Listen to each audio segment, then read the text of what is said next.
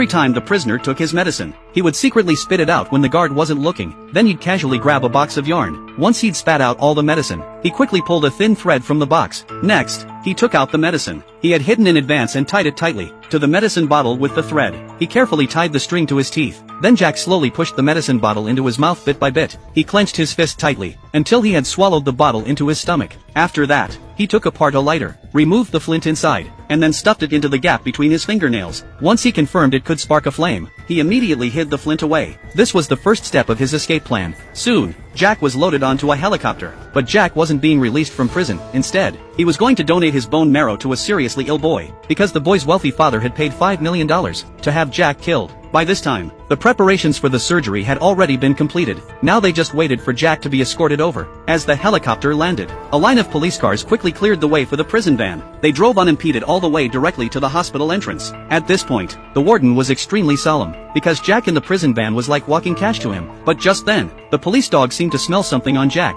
only for Jack to scare it off right away. When Jack saw the confidential documents being handed over to the hospital staff, he immediately realized that he now belonged to the wealthy man. Jack looked at the wealthy man in front of him with great gratitude. If it weren't for the man, he would never have had a chance to escape. After learning that Jack was a high-risk, dangerous prisoner, the doctors could only carefully lift Jack onto the hospital bed, without removing his handcuffs. When the doctor responded to Jack's praise, she decided to help him take off the handcuffs. That was when Jack bit open the medicine bottle he had swallowed earlier, because Jack knew that the doctor was about to anesthetize him, so he got ready immediately. The nurse hurried to inject the anesthetic into Jack. After the injection was done, Jack closed his eyes. On the other side, the boy was waiting for the bone marrow transplant. While the nurse thought Jack would soon lose consciousness, little did she know that Jack wasn't passing out at all.